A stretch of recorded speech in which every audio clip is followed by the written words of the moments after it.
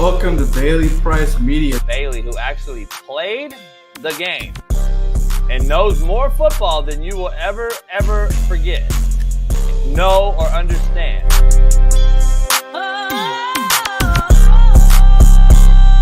Man, shout out to Bailey Price Media. I am so excited to see what you're going to do with this channel. Everybody like, subscribe, comment, follow Bailey's journey. This is going to be real good. I'm excited for you, brother.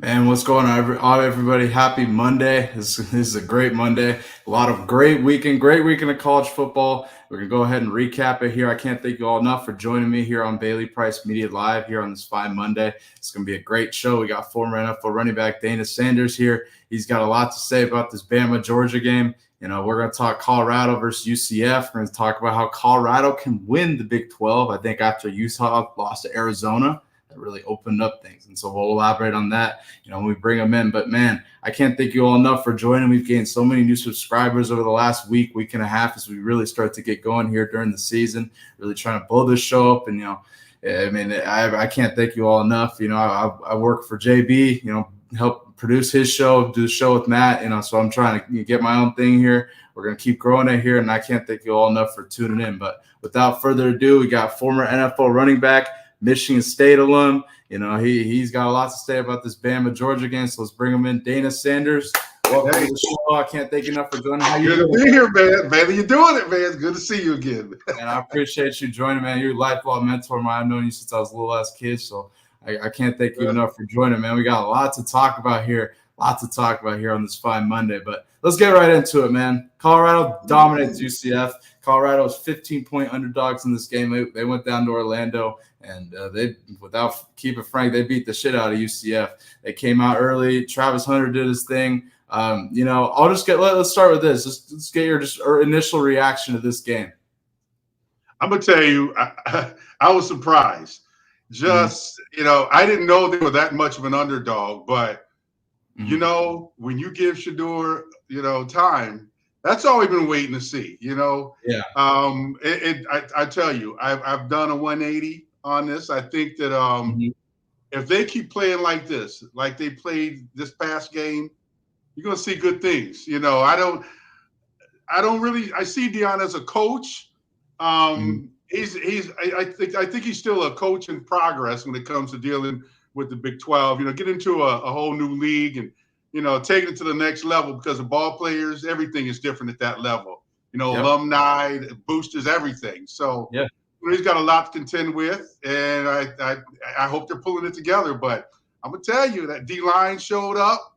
They ran the ball. You know, they did. You know, so look at this play right here. This is, you know, Dallin Hayden ended up scoring here. That's beautiful. That's all you can really ask for. They're blocking. Matt and I have been asking for months, you know, especially after the Nebraska game, variation in the run game. This is what we like to see. You know, we had two polar. I mean, I love it. You see Bell Smalls out there. That's somebody I played against in high school. I mean, that's unbelievable shit right there. You did? Yeah, he played for Kennedy Catholic in high school. He's a 5-star DN. That's when Get out of here, Kennedy. That's the playoff game we went and won against them. They were ranked number one. That was a hell of a game. But, you know, shout out to Savell. He's really coming together as a tight end for him. He was a DN, and now converting to tight end, that isn't easy. So shout out to Savell for that. But man, let's get into it. So Colorado really dominated UCF offensively. They started off, the first three plays were horrific. I mean, they came out and looked flat and horrible, but then they come back defensively. Preston Hodge ends up getting a pick, you know, the hell of a play, and they really turned it around. And then from there, you saw Colorado run the ball a little bit, and then they aired it out, and they started off with this touchdown to Travis Hunter right here, and then it just opened the floodgates from there. But, man, I mean, I was really impressed with Colorado. The one thing I really like what they address is the special teams. So last week versus Baylor, I argued that the only reason that Baylor was even in that game is because of the special teams. I mean, you struggled on a kickoff. You gave off a kickoff gave up a kickoff return. I mean, you're giving up huge returns the whole game. You can't punt past 20. It was just a mess, and the special teams were a mess in Baylor. I feel like that's something they really addressed in this game. That was one of my keys in this game. What are your just thoughts on that? Well, I just hope they're consistent now. Mm-hmm. You know, it's you always have to look at the opponent, and I know they're on a high right now because they played one hell of a game. And when you give Shedeur time to pass, he hits almost 80% of his passes. Yeah, it was something like that. I was trying to watch it. He only got sacked twice. You know, and that's a miracle in itself. But the bottom line here is that it's a team that's starting to gel, and that's why we talked a while back. The downside of this portal was that kids didn't get a chance to gel, to learn each other's movements and how they play. Now, when the quarterback goes back, he can look at a guy and he knows. And that quarterback, looks at him and goes, boom, I got to go over here because this side is open. Yeah, but we talked about it. We talked like that. Oh, go ahead. No, I mean, we talked about that all offseason, developing a culture. It's going to be difficult with bringing in 40-plus transfers. We talked about that every year. And the one thing I will say, the one thing I've noticed during this season, and I cover this team with Big Matt, obviously. One thing I've really noticed during this season is the way Deion has developed a culture. I mean, he got all kind of he got 4 or 5 Hall of Famers on the sideline. I counted yesterday. Think about it. Deion, Warren Sapp. They had T.O. out there. You had Michael Irvin out there. It just goes. It reminds me of Miami Hurricanes back in the day. Yeah, exactly. Where they'd all be on the sidelines. That's when I was coming up. Yeah. You look over there like, oh shit, they have Lawrence Taylor over here. Exactly.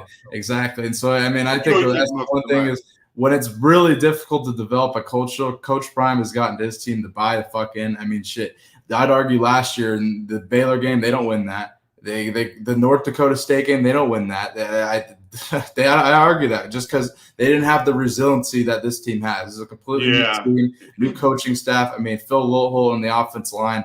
I mean, I'm really impressed. Obviously, I mean, they struggled in a couple games, but you see that week-to-week progression with them. You see them running the ball. I mean, with this goal line, this play right here with Dallan Hayden, it doesn't get better than this. And so this is what we've been looking for Colorado all year. They averaged 4.4 yards a carry, rushed for 120 yards, which again, second straight game rushing for 100. This is what you look for. So, go ahead. You look at that D line. Didn't UCF run for? They're like number one in rushing. So UCF was the number one rush offense coming in this game. They averaged 370 rushing yards a game. Colorado helped them. Yes, and they only played New Hampshire, Sam Houston State, and okay. I see how that.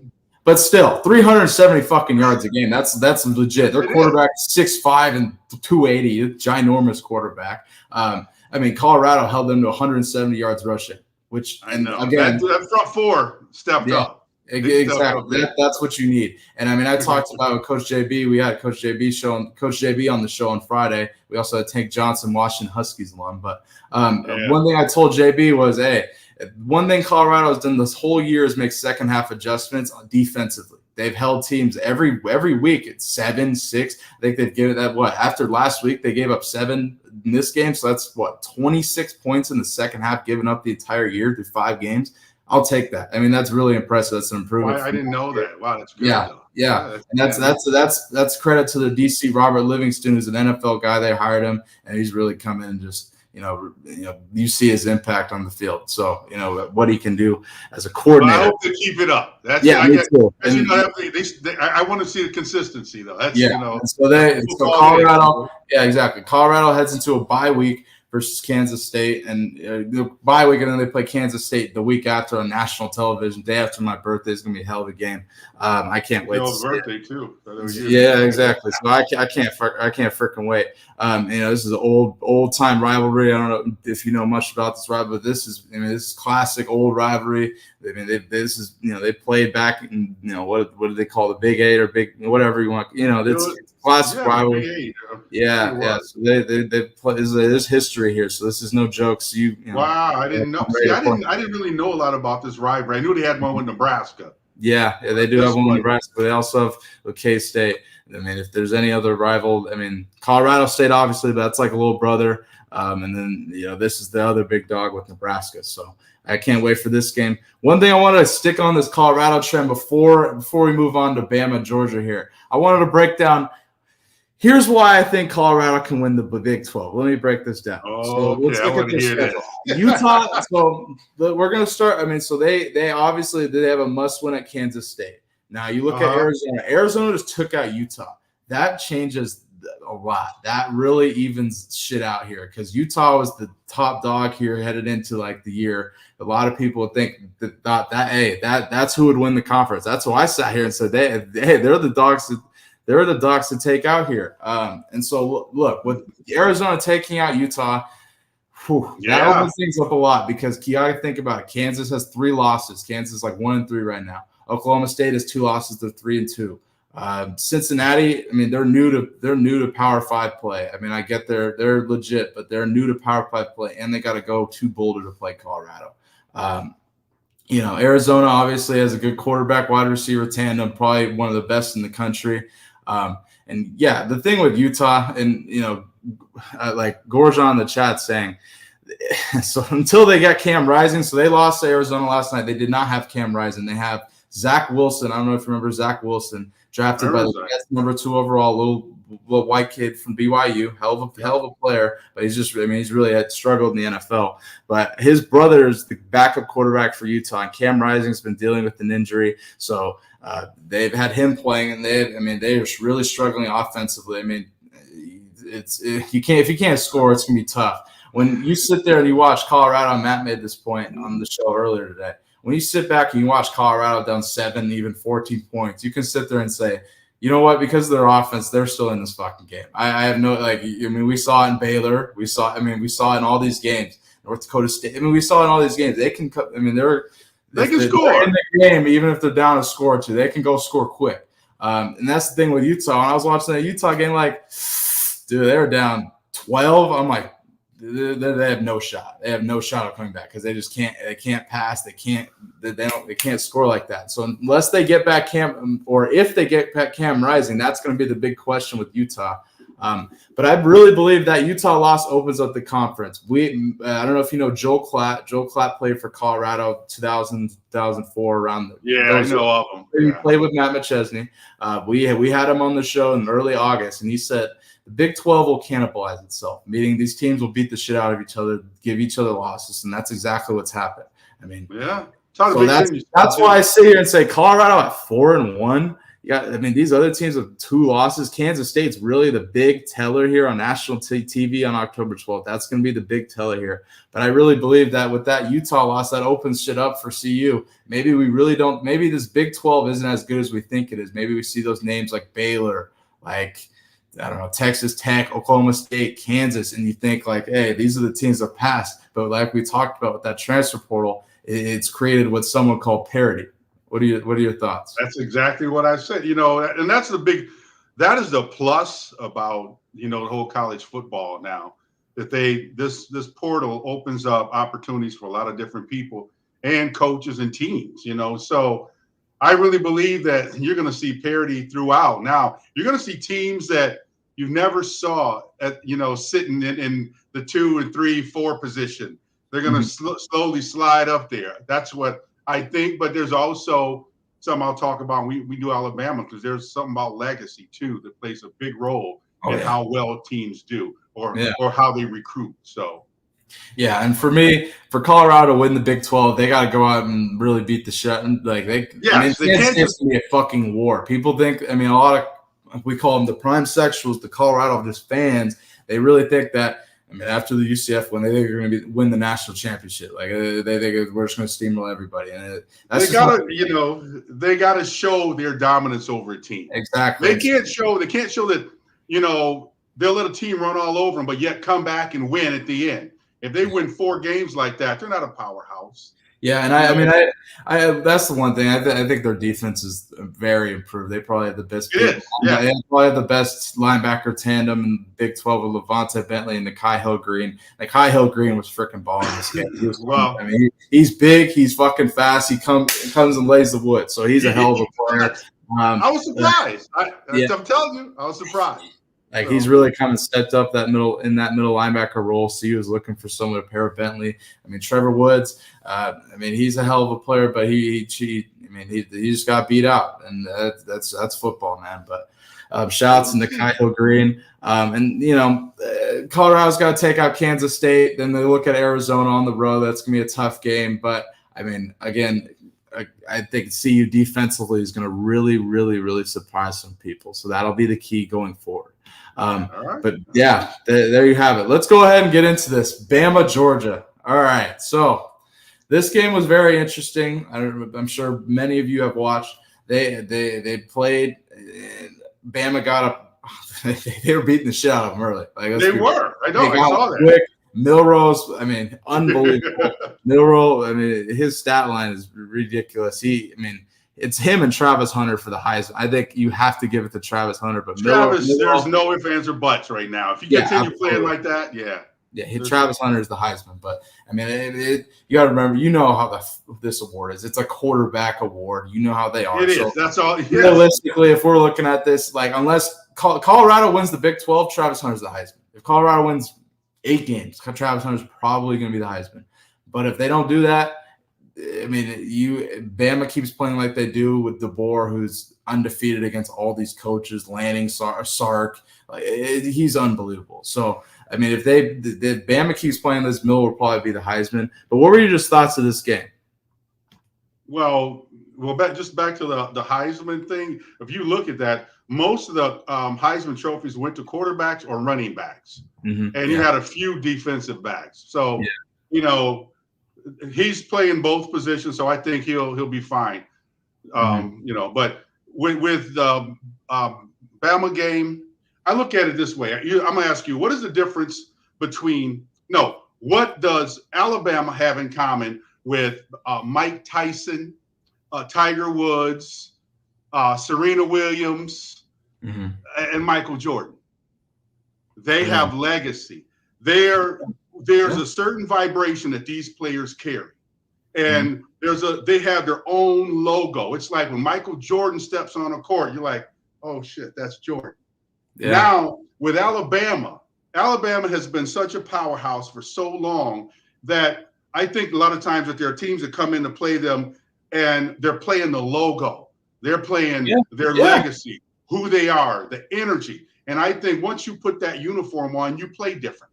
I don't care where you are, where you come from. You go to Bama and put that uniform on, you're going to play like a Bama ball player. So with that said, they don't give up. It's just they have a certain attitude, and I've watched that over the years with them. They have an attitude, just a winning attitude, which started with Nick Saban, because when he was in Michigan State was a tough team. But he brings this certain way that you look at yourself. You understand who you are, the power you carry. You put that uniform on, you interject that energy into that uniform. And that's why I think that Bama may do it again. Hey, I'm with you on that. And I think you made a couple great points. First one, I'll say players playing like they have to play against the logo. That's a hell of a point, especially in the transfer portal era. It's a hell of a point. 100% true. Because you got to think about it. The other point you made about Saban's still in that building. I don't know. You saw it. They kept panning to him that game. Yeah, I know. Saban ain't going nowhere. We had Trent Richardson on the JB show, and he said the same damn thing. Like, Nick's still in that building. Like, that's just I understand DeBoer's the coach, and DeBoer. We see the Bama offense. Like they're doing. I'm like, yeah. They ran a couple players. I was like, yeah, that's DeBoer. You haven't seen that with Saban, I shout out to Lane Kiffin. That's DeBoer. Yeah, he's doing a good job. But Saban's still in that building, and you made a great point. Them playing against the logo, I think that's very true. And that's the thing, baby. Saban can just walk by. Sometimes Saban would have a pep talk to his players and not say anything. You know, he would sit there, and sometimes he would just shake his head. We're Bama. Guys, we're Bama. What's going on? Yeah. And he would just shake his head and walk out. You know, so, it's just, I'm just telling you, man, I just think I saw the game and I was taken back when they were so far down. But then, you know, I know the history of Alabama and I know the type of players that they get because they're the type of players that don't give up, they don't give in, and they'll fight even when they lose. They may fight you outside. You know? Yeah, exactly. I mean, here's the thing here's the thing. I did not expect Georgia to really make a run. Like I thought, so Bam was on 27, and then it's just like, I'm like, all right. I mean, they're beating. Like JB calls me. I'm like, he's like, what's going on? I'm like, they're beating the shit out of him. Like I was like, oh, I mean, their offense looks unbelievable. And so Georgia kind of made a push back here. Georgia ends up taking the lead. And then I want to talk about Ryan Williams, a 17-year-old freshman receiver who's balling. Take a look at this play right here. Yeah, I remember. Don't let him go to Colorado. Because then yeah. I mean, Milrose, DeBoer is going to make that offense quarterback friendly. So he's got, I mean, as every opportunity as a Travis Hunter would, but you make a hell of a point. He's unbelievable. What's his 40 time, you know? Oh, go ahead. Go ahead. I mean, he's 17 years old too. Like this, fuck. I just want his 40 time. One thing I want you to talk about for him to go to the NFL, what would he have to do? Because I know Braylon Allen, the Jets, is 20 years old. Didn't you go in the NFL at 20? Have to talk to the committee? I had to go. Can you explain that process? I can't think of his name now, but I had to go sign a contract, a waiver that I was going in early. Yeah. And you had to get all the permission from the commissioner and all. Steinbrenner? No. Steinberg? I can't remember his name now. That was in, let me see. I went to New York and. What about Pete Rozelle? Was it Pete? Yes. Oh, my God. What am I thinking? I'm thinking about baseball. No, it's all good. Because I had to go to New York. That's what I was thinking. Oh my God! Yeah. I remember sitting in his office, and it was just me and him sitting there. And he said, so he asked me what I was playing for, and I said I'm going to Detroit, and I had to give him the waiver, and I had to get the contract and show him the contract in Detroit. Then they signed off on it, and they gave it to me, and I ended up going over to see Carl Banks because Carl was just signed with. He was going to New York, but he was up there for something. And I ended up talking to him for a while, and then I ended up just going over to Detroit from there. But, so if he's 17 years old, he'll have to be – the way it was when I was there, you had to wait 4 years. Had to wait. So if you came in as a freshman, you could go to the NFL when you were supposed to graduate. The year you were supposed to graduate, you could sign then. So that's why I signed when I think I was 20. Yeah, and that's I don't know what the exact rule is, but I believe he could go out junior year. I want to say I'm not 100% certain on that, but I knew you had to do that because you said you played. It was different. Yeah, I was we didn't have any black quarterback. Yeah. They weren't allowed to play quarterback. Yeah, no doubt. Yeah, so it was different. Yeah, but look, dominating win by Bama. I think Kalen DeBoer everywhere he's gone, he's won. He took Washington to a national fucking championship. They took out Texas. Like that's Wait a minute. See, that is the guy I'm thinking. That was the guy that played at UW. Who? What? I'm talking about Kalen DeBoer. I'm talking about Kalen DeBoer, the head coach at Alabama. Okay, no. All right, who was the receiver that Washington had? You talking about Roman Adunze? God, I can't even shoot. It's all good, bro. It's slipping my mind. They had a left-handed quarterback. They was just drilling this guy left and right. Penning. Yeah, Penning. All right. His go-to receiver. Yeah, Roman Adunze. I thought that guy came from there. Oh no. This kid's 17. He true freshman. This kid's what? This kid's something special. Yeah, I got him mixed up because I said this kid's something special. But no, I was saying Kalen DeBoer everywhere he's gone, he's won. He took Washington to a national championship. I grew up a Washington Husky fan. You lived in Seattle. I was there. I know. That's unbelievable. So I think really, I think Bama's really. I don't think they fell off at all. I think they just took a step forward. If anything, we'll see with DeBoer. But man, Dana, I can't thank you enough for joining here on this fine Monday. Man. It's been a great show, man. I mean, we talked Colorado, UCF, Bama, Georgia. Fuck, unbelievable stuff. We'll talk more games as we get on here. I mean, next week we'll have a lot to talk about. Colorado's on a bye this week, so we'll have a lot more, cross college football to talk about. But I really wanted to cover those two games. I know you had a lot to say. Sounds good, man. So yeah, and I do want to. There's a couple guys I was gonna see if I can get you to get on your show. Go ahead. So one's from Ole Miss, Darius Bryant. I don't know if you remember him. Yeah. He was a linebacker, number 14. Yeah. I don't know if you ever had a chance to speak to him, but let's see if we can get him on. I talked to you about him a lot. Yeah. All right. Well, then we need, the big four: Darius Bryant, Ray Armstrong, Dyron Dye, and Andre DeBose. Florida, Miami, and Ole Miss. That's where they all went. So no doubt. See if we get them on your show, man. Yeah, no, I'll reach out and figure that out, man. That'd be dope. But see if I can get them on here with you. That'd be pretty cool. Yeah, because I know them. They were in high school. Yeah, that'd be full circle as hell, man. So I'll see what I can do behind the scenes, make it happen. But hey, Dana, I can't thank you enough for joining, man. I'll reach out to you offline and stuff. But hey, man, thank you enough, and we'll be right back here next Monday recapping college football and stuff. But thank you so much for joining, man. I appreciate it. All right, take care. All right, later. Hey, hell of a show on this fine Monday. Dana provides the insight and wisdom as always. He's a one-on-one person, so I can't thank him enough for joining, man. Great show here on this fine Monday. We got 298 people here on all platforms, YouTube and Twitter. So we can't thank you all enough for joining. Make sure you hit that like button, subscribe if you're new. We're just getting started here at Bailey Price Media. So I can't thank you all enough for watching, and we'll be right back here on Wednesday with Big Tank Johnson talking NFL, talking Chicago Bears. They took out the Rams. So lots to talk about. See you guys